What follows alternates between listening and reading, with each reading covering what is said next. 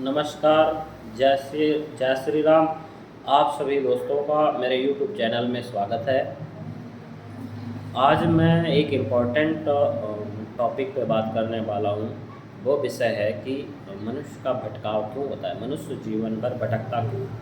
अब आपको लगेगा, आप कहोगे कि नहीं, हम तो अपने सही रास्ते में जा रहे हैं, हम तो भटके हुए नहीं हैं। तो आप सब कुछ भटके हुए हो, मैं सिद्ध कर सकता हूँ। मैं आज इसी वीडियो में बताने वाला हूँ कि भटकाव है या नहीं है। आप इस बात से सहमत होंगे कि हाँ, ज़रूर आप भटके हुए हैं। कैसे? अगर मान लीजिए कि आप जंगल में जा रहे हैं, कहीं विशेष स्थान पे जा रहे हैं और आप रास्ता भूल गए, जंगल में भटक गए, तो आप तब तक संतुष्ट नहीं होंगे, तब तक खुश नहीं होंगे, तब तक आनंदित नहीं होंगे, जब तक कि आपका स्थान मिल ना जाए, आपकी मंजिल मिल ना जाए। तब तक आपको इस चीज़ का बोध रहेगा कि हाँ, आप भटक गए जंगल में और परेशान रहेंगे। और ये बात कब आपको पता चलेगी कि आप जंगल में भटक गए हैं? जब आप एक निश्चित समय तक चलते रहेंगे और आपकी मंजिल नहीं मिलेगी, तब आपको संदेह होगा कि आप भटक गए हैं, आपकी मंजिल आपसे दूर निकल गई है। और ये भटकाव तब तक जारी रहेगा जब तक आपकी मंजिल आपको मिल नहीं जाएगी। आप परेशान होंगे, दुखी होंगे और मंजिल ना मिलने तक परेशान होंगे। तो ऐसा ही मनुष्य के जीवन में है कि अगर आप चले जा रहे हैं, आपकी भाग दौड़ जारी है, आप एक निश्चित समय के होने के बाद अगर आप संतुष्ट नहीं हो रहे, आपकी दौड़ बंद नहीं हो रही है, आपकी दौड़ लगातार जारी है, हाय तौबा आपका जारी है, आप लगातार परेशान हो रहे हैं, आप एक वासना पूर्ति के बाद दूसरे के पीछे भाग रहे हैं, तीसरे के पीछे भाग रहे हैं, आपकी दौड़ कंटिन्यू है, आपके जीवन में उम्र बढ़ने के साथ साथ बोध घटित नहीं हुआ, आनंद नहीं बढ़ा, खुशी नहीं बढ़ी, तो निश्चित तौर पे आपका भटकाव जारी है। और ये भटकाव तब तक जारी रहेगा जब तक आप इस भाग दौड़ का सही ठीक मूल्यांकन और चिंतन मंथन नहीं करेंगे। तब तक आपका पूरा जीवन निकल जाएगा, लेकिन आपको पता भी नहीं चलेगा कि आप भटके हुए हैं। अंत में पता हर किसी को चलता है, जब आपकी इंद्रियां शिथिल हो जाती हैं, आपका शरीर खत्म हो जाने को होता है, तब आपके सारे जिन सपनों के पीछे दौड़ रहे थे, जिन वासनाओं के पीछे दौड़ रहे थे, वो हाथ नहीं लगी, धूमिल दिखाई पड़ती हैं। तब ज्ञान हो रहा है कि अरे, बात तो कुछ और ही थी, मैं तो भटक गया, सच क्या था? अब जो सच था वो मंजिल आपसे बहुत दूर है, वहाँ तक पहुँचना नामुमकिन है। अगर यात्रा ठीक शुरू से बोध में की जाती, होश में की जाती, तो शायद आप नहीं भटकते।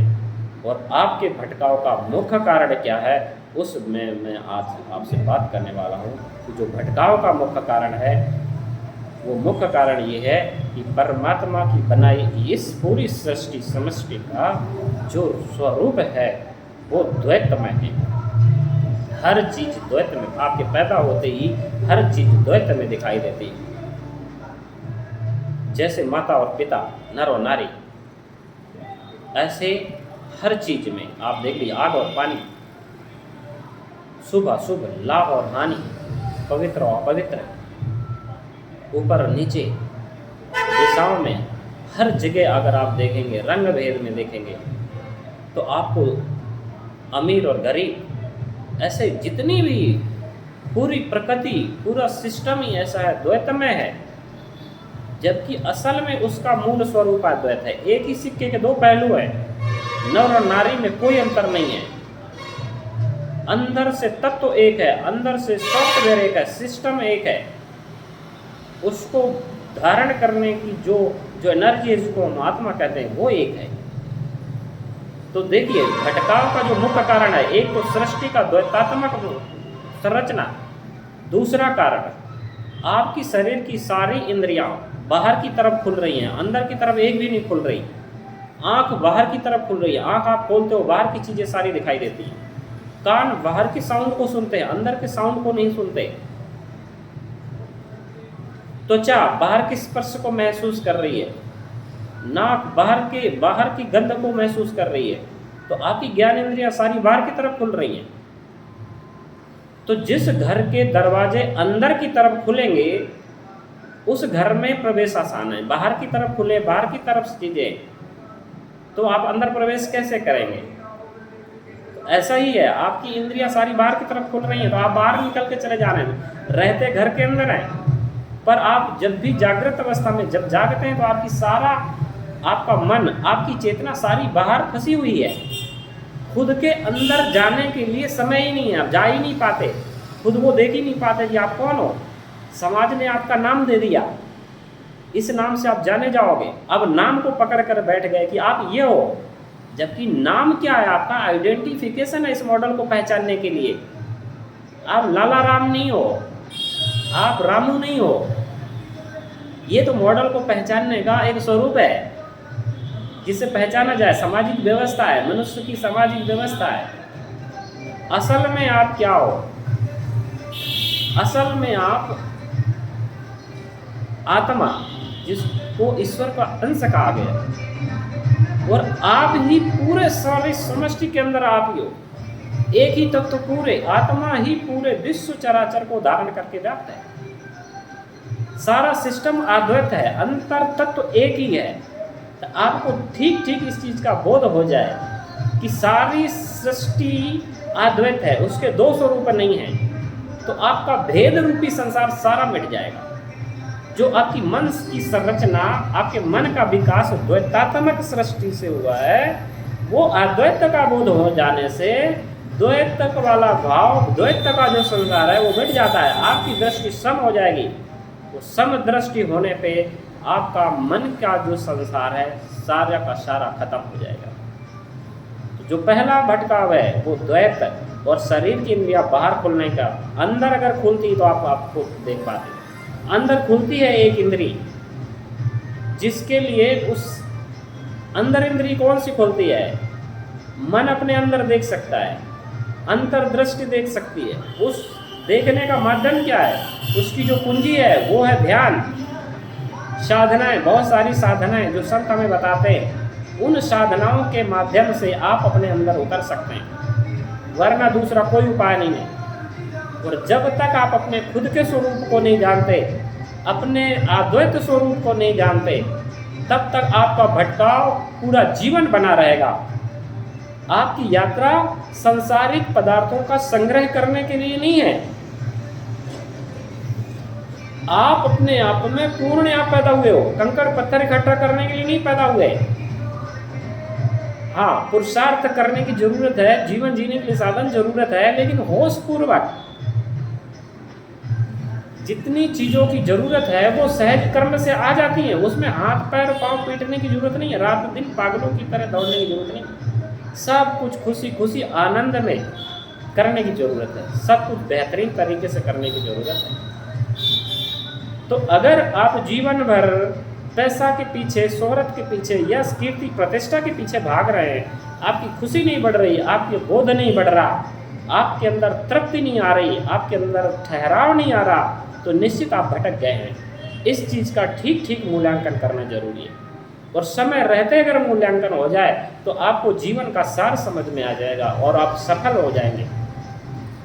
अगर आप जीवन में आपको बोध आ गया तो आप सफल हैं, अगर बोध नहीं आया तो आपका भटकाव ऐसे होगा कि आप भटकते भटकते आपकी जीवन की यात्रा पूरी हो जाएगी।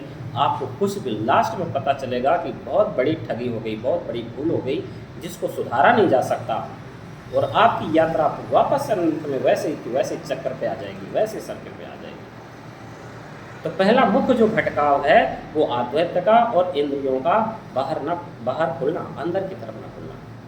इस कारण से मनुष्य जीवन में भटकता रहता है। दूसरी चीज, व्यक्ति इस कदर चलता है, इस कदर भटकता है कि वो अगर डेली अपनी यात्रा का ठीक ठीक मूल्यांकन करना शुरू कर दे, सुबह शाम हिसाब लगाना चालू कर दे, प्रॉफिट और लॉस, अगर प्रॉफिट लॉस निकालना है तो अपने जीवन रूपी यात्रा में निकालिए।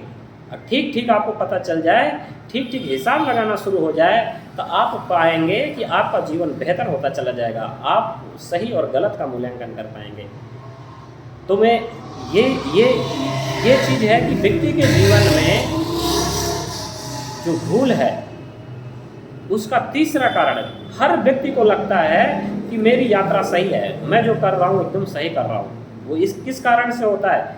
वो वहम है, मन का, अहंकार के कारण। अहंकार से वहम पैदा होता है कि जो कुछ हूँ मैं हूँ, मैं सही हूँ, मैं गलत नहीं हूँ। अहंकार के कारण व्यक्ति खुद को सही साबित करता है, उसको कभी भी, और वो खुद को बौद्धिक, अहंकारी व्यक्ति ही, अहंकार के कारण व्यक्ति खुद को बौद्धिक समझता है कि मैं बौद्धिक हूँ, मैं ही सर्वश्रेष्ठ हूँ। इस वहम के कारण व्यक्ति का पर्दा जीवन के अंत तक नहीं खुलता। जब कब खुलता है? जब उसकी इंद्रियां शिथिल हो जाती हैं, शरीर की शक्ति छीन हो जाती है, सब कुछ नष्ट हो जाता है, तब अहंकार मरता है, उससे पहले नहीं मरता।